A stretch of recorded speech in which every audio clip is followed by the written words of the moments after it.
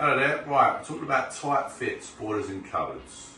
Took out an ideal high cost little regular boiler. I'm going to put in a Valiant regular boiler back in its place.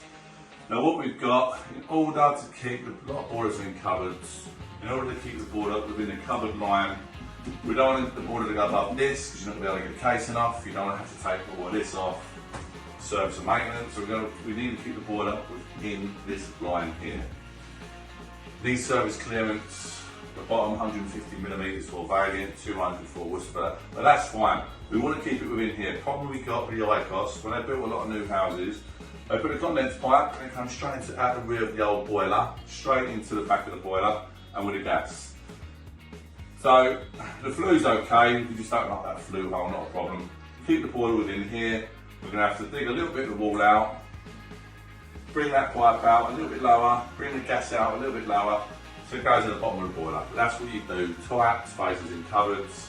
Just got to improvise, takes a little bit of time, but we always get it done. Lovely and easy.